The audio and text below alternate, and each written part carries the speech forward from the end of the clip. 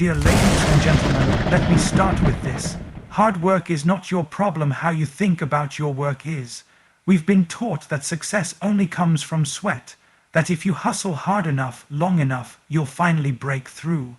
And yes, hard work matters, but if working hard was the only key, every construction worker would be a billionaire. Every single mother juggling 3 jobs would be on Forbes, but the truth is, it's not just the grind. It's the mind. See, people who live in poverty, and I don't just mean financial poverty, often grind without strategy. They're caught in cycles of effort with no elevation. But wealthy people, they position their effort. They think differently. They ask, is this movement or is this progress? Success isn't about how many hours you put in, it's about what you're building with those hours. Rich thinkers ask, what systems am I creating? What skills am I multiplying? What relationships am I leveraging? Poor thinkers often say, I'll just work harder, I can't afford to rest, I'll get to that dream someday. Let me ask you, are you building legacy or are you just surviving? The real shift happens when you stop glorifying exhaustion and start valuing execution. This is the season to stop confusing busyness with blessing. This is the season to stop saying one day and start planning for day one. God didn't create you just to make ends meet. He created you to make a difference. And that requires more than hustle. It requires wisdom, vision, and smart moves. So don't just work hard, work wise. Work purposefully. Work with the mindset of someone who's already walking in victory, because you can dig all day with a spoon, or you can pause, pick up a shovel, and change your life. 10 key points of the speech. Hard work alone doesn't guarantee success, mindset and strategy do. Poor thinking often leads to effort without elevation. Smart work involves leveraging systems, skills, and relationships. Don't glorify hustle over progress. Wealthy people think in terms of return, not just effort. Success is not in activity, but in intentional action. Shift from survival mode to legacy. Building mindset. Rest and reflection are part of wise work. Busyness is not a badge, purpose is. Working smart includes knowing when to pivot, pause, and plan. Would you like this formatted for video narration, podcast, or sermon slides? Certainly. Here's an expanded version of **, key point 1 ** in a deep, powerful, and emotionally charged style **, without a subtitle or conclusion **, just flowing as part of the speech. Hard work is celebrated in our culture like a badge of honor. We've been conditioned to believe that the longer you work, the more worthy you are. That if you're exhausted, drained, overbooked, and underrested, you're doing something right. But let's tell the truth. Hard work alone doesn't guarantee success. You can sweat yourself into the ground, give 110%, and still stay stuck in the same cycle, the same job, the same struggle, the same mindset. Why? Because hard work without direction is like trying to climb a ladder that's leaning against the wrong wall.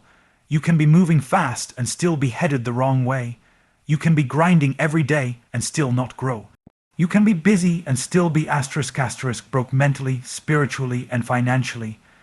You see, the world teaches us to admire the hustle, but what we don't always realize is that effort without vision equals exhaustion You can't outwork a broken strategy. You can't outrun a poor mindset. Some people spend their entire lives doing more when what they need is to do differently Look at the difference between a person working 2 jobs just to survive and someone who created a business system that runs while they sleep. Is the first person working less? No. Are they sacrificing less? No, but one is working inside the system and the other is working on the system There's a ceiling to physical labor. Your body eventually gets tired. Your hours run out. But there is no ceiling to smart, intentional thinking Wealthy people spend just as much time planning as they do doing. They invest energy into strategy because they understand that thinking is working wisdom is working, rest is working when it's intentional and strategic. And don't get me wrong, this is not about dishonoring people who work with their hands or put in long hours. No, we honor them. But this is about saying, if I'm going to work this hard, I need to make sure I'm building something that's moving me forward. Because otherwise, you're just digging ditches in circles and calling it progress. Some of us have been trying to break generational cycles by working harder, but maybe, just maybe, the real breakthrough will come not when you put in another 10 hours but when you pause long enough to ask why am I doing it this way? Because the question isn't just how hard are you working? It's how aligned are you with your purpose? Are you chasing money, or are you building something that money can't steal? Are you burning out to survive, or are you building a life where you can thrive? So remember, it's not the sweat that determines your outcome, it's the strategy. It's not just about pushing harder, it's about thinking higher. Hard work is honorable, but hard work combined with smart, intentional, faith-filled thinking, that's unstoppable, certainly. Here's an expanded version of key point 2 crafted in a passionate, motivating, and soul-stirring tone without a subtitle or conclusion just as a natural continuation of the message. There is a kind of poverty that has nothing to do with your bank account. It lives in your thinking. It shows up in the way you see yourself, the way you interpret setbacks, the way you react to opportunity. And that's why some people stay trapped in the same place for years, not because they're lazy, not because they're incapable, but because they've never been taught to elevate their thoughts. Poverty thinking says, if I don't do it all, it won't get done. It says, I can't afford to dream, I just need to survive. It says, this is how it's always been, so this is how it will always be. It's a mindset that is addicted to struggle. It's so used to being in lack that it no longer believes there's another way. Some people think the hustle is their destiny, when really it was only supposed to be a season. But when you've been surviving for so long, you start to mistake struggle for identity. Let's be clear, struggle doesn't make you strong what you learn through it does .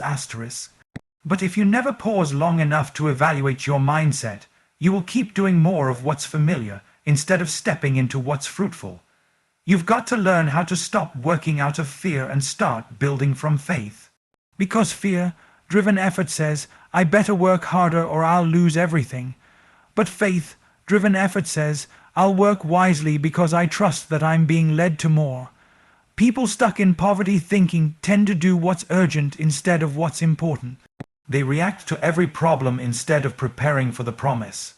They stay busy putting out fires, never realizing that the same fire keeps coming back because the mindset hasn't changed. It's like trying to bail out water from a leaking boat, but never patching the hole. You're exhausting yourself fixing symptoms instead of addressing the source. And the source, most often, is in how you think.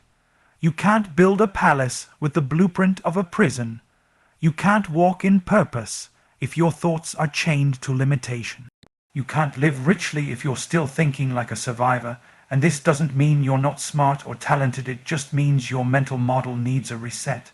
Because the mind is the soil, and if the soil is full of fear, doubt, and scarcity, it doesn't matter how many seeds you plant. They won't grow right. Rich thinking says, how can I multiply this moment? Poverty thinking says, how can I just make it through? One leads to legacy, the other loops in survival. Until you learn to think differently, not just positively, but strategically, intentionally, abundantly you will always stay trapped in a pattern that looks productive but leads nowhere. Don't let your current situation train your mind to believe it's your permanent identity. Start shifting from problem focused to solution, driven from fear controlled to faith, fueled from working blindly to working boldly with vision, because poverty isn't just a condition, it's often a cycle. And cycles don't break with more effort, they break with better thinking, absolutely. Here's an *** expanded version of key point 3 ***, written in the same intense, reflective and powerful tone, continuing naturally with no subtitle or conclusion. Smart work is not just about doing less, it's about doing what matters most. It's not about being busy, it's about being strategic. And that strategy starts with one powerful question. What can I multiply? Because rich thinkers are always looking for ways to multiply their time, their talent, their energy, their impact. They don't just think about what they're doing today, they think about what that action will create tomorrow. That's the difference between labor and leverage. See, labor gives you results once. Leverage gives you returns over and over again, and you only get to leverage something if you have the mindset to build systems, develop skills, and cultivate the right relationships. Let's start with systems. Successful people don't repeat tasks that could be automated, delegated, or improved. They don't try to do everything themselves. They build framework systems that work when they sleep, systems that replicate results, systems that protect their peace and multiply their productivity. Some people stay stuck working in the grind because they never pause to ask, how can I build a better way? They think doing it all themselves is noble. But it's not noble, it's unsustainable. And more than that, it's a sign of limited thinking. If you're constantly starting over, constantly chasing your tail, constantly trading time for every result, you're not scaling, you're surviving. Then there are skills. Wealthy thinkers invest in learning before they invest in earning. They understand that the right skill can open doors that hustle never could. They're not intimidated by people who know more, they learn from them. They take courses, read books, watch how other successful people think, act, and build. They know that every skill they master becomes another tool to build with. Meanwhile, many people stuck in cycles of poverty again, not just financial poverty, but mental poverty, repeat the same paying low, growth tasks day after day without ever stepping back to ask, what new skill could take me higher, and let's not forget relationships. Rich thinkers know that your network is a part of your net worth.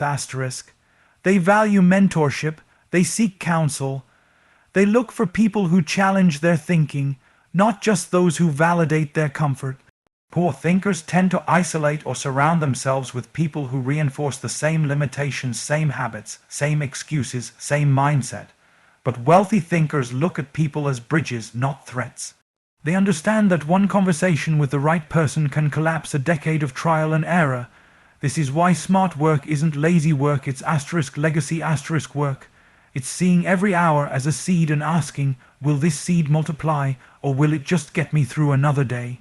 It's thinking, how do I build something that eventually works without me needing to do everything? Because at some point you have to ask, am I always going to be the engine, or will I build a machine? Will I always trade hours for dollars, or will I build a system that brings value even when I rest? Rich thinkers don't just build income, they build impact. They don't just hustle harder, they build smarter. And that doesn't mean they don't work, it means they work with foresight, intention, and direction. They don't live in reaction mode. They're builders, designers, multipliers. They don't just show up to work, they show up to create. They're not overwhelmed by how much there is to do because they're constantly asking, how can I make this easier, better, repeatable, scalable, shareable? That's the shift, that's the upgrade. That's the moment you stop doing everything and start building something. Of course. Here is an expanded version of key point 4 written in an emotionally engaging, high impact, and spiritually grounded tone, continuing naturally with no subtitle or conclusion. There's a dangerous lie that many of us have believed, asterisk asterisk, that busyness is proof of progress. Asterisk asterisk, that if we're exhausted, it must mean we're doing something meaningful. That if we're booked from sunrise to midnight, it must mean we're doing life right. But the truth is, asterisk asterisk, busyness isn't always a blessing. Sometimes it's a burden dressed in disguise.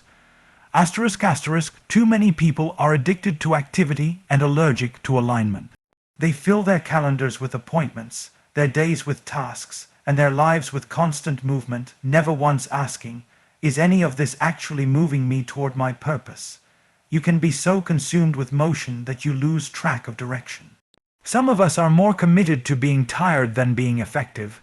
We think rest is weakness and silence is laziness, so we keep adding to our plates, more to do, more to prove, more people to please. But deep down, we're empty, not because we're not working, but because we're not working on what matters. Busyness can be a trap, a way to avoid the harder questions. Am I living on purpose, or just living on autopilot? Am I building something eternal, or just surviving the temporary? Because when you don't know your why, you'll say yes to every what. When your identity is tied to how busy you are, you'll confuse being overwhelmed with being important. There's a difference between movement and momentum. Movement just means you're active, you're doing things, but momentum means you're moving in a asterisk specific asterisk direction, toward a asterisk specific asterisk goal, with asterisk specific asterisk intention. And a lot of people are busy moving, but they're going in circles. They're caught in the cycle of do more, sleep less. But more does not equal better. Hustle is not always holy, and tired is not always a trophy. What if your busyness is actually a distraction from your breakthrough? What if you've been hiding behind productivity to avoid facing the truth that you're not fulfilled?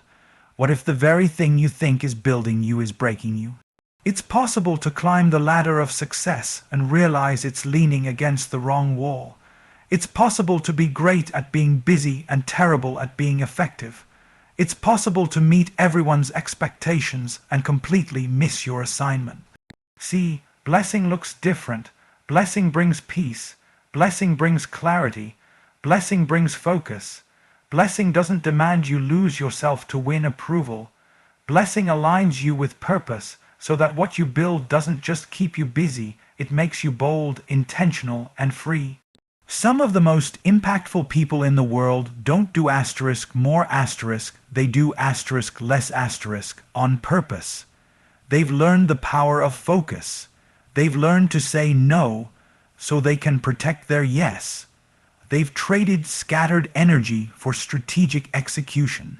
They've chosen to build quietly, not just perform loudly. And if you're always overwhelmed, it's not because you're weak, it may be because you haven't learned to prioritize your purpose over your schedule.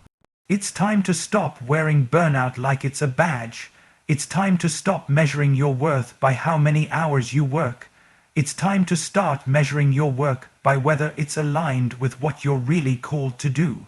Because not every opportunity is your assignment. Not every invitation is your obligation. Not every door needs to be walked through. Some just need to be shut. You don't need to be busy to be blessed. You need to be clear. You need to be focused. You need to be in rhythm with your calling. And that will never come from chaos. It comes from wisdom, from surrender, and from knowing that asterisk asterisk doing more asterisk asterisk is not the same as asterisk asterisk doing what matters. Asterisk asterisk